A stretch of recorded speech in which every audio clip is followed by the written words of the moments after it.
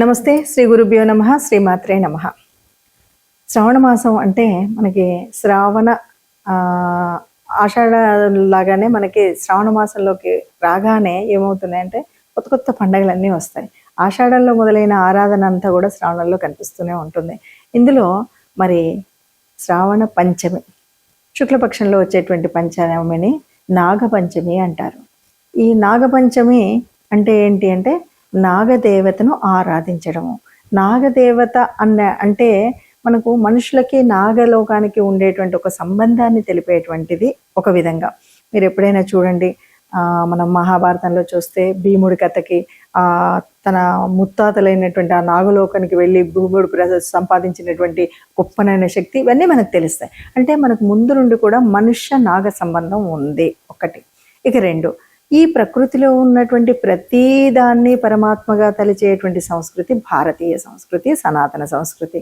అందుకే మనం చెట్టును పుట్టను పూజిస్తాం. ఇది రెండవ భాగం. అంటే ప్రకృతిని కూడా ఆరాధించేటువంటి తత్వం.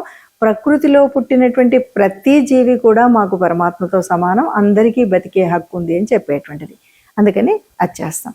మూడవది ఏం చేస్తాము అంటే, మనం ఈ ప్రకృతిలో భాగమైనటువంటి దీంట్లో నిజంగా ఏదైనా శాస్త్రీయత ఉందా? ఏదో మనం అక్కడెక్కడో విన్నాం పురాణాల్లో, అంటే శాస్త్రీయత కూడా ఉంటుంది. చాలామంది సంతానం లేనటువంటి వాళ్ళు పుట్ట చుట్టూ తిరగండి, మీకు 40 రోజుల్లో సంతానం కలుగుతుంది అంటారు. అందుకనే ఈ పంచమి రోజు కూడా చాలామంది కాస్త నూకలు తీసుకెళ్ళి అక్కడ వేస్తుంటారంట. అయ్యా నీకు నూకల్ని వేస్తున్నాను, నాకు ఒక నూకల్ని ఇవ్వండి అని ఒక సామెత చెప్తూ ఉంటారు. అంటే నాకు సంతానం ఇవ్వండి. చాలామంది సంతానం లేనటువంటి వాళ్ళు ఈ సుబ్రహ్మణ్య స్వామిని కొలవడం, అలాగే పుట్ట చుట్టూ ప్రదక్షిణ చేయడం అనేది చేస్తూ ఉంటారు.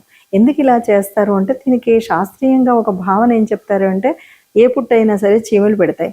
ఈ చీమలు పెట్టేటప్పుడు వాటిలో ఉండేటువంటి కొన్ని ఎంజైమ్స్ అన్నీ కూడా ఆ మట్టిలో కలిసి ఉంటాయంట.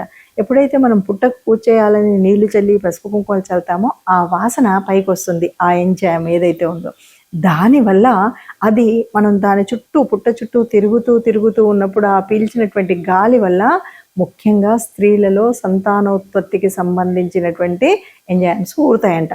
దానివల్ల సంతానం కలుగుతుంది. అందుకని స్త్రీమూర్తులు మాత్రమే పుట్ట చుట్టూ తిరుగుతూ దండం పెడతారు.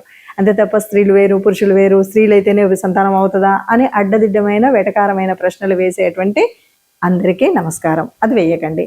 అందువల్ల స్త్రీలు మాత్రమే తిరుగుతారు. స్త్రీలకు తప్పనిసరిగా సంతానం కలుగుతుంది.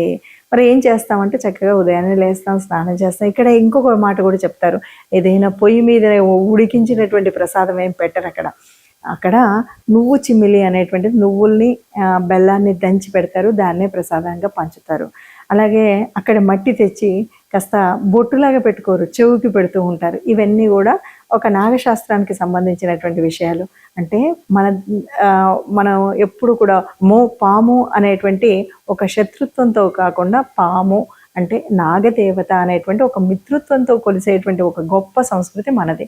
కాబట్టి సుబ్రహ్మణ్యేశ్వరుడికి అవతారంగా, సుబ్రహ్మణ్యేశ్వరుడుగానే మనం ఈ నాగదేవత ఆరాధన చేస్తాం. అలాంటి శ్రావణ పంచమి వస్తుందంటే సంతానలేమి ఉన్న వాళ్ళందరూ కూడా ముఖ్యంగా తప్పనిసరిగా పుట్టకు పూజ చేయండి, సంతానాభివృద్ధిని పొందండి, సంతానాన్ని పొందండి.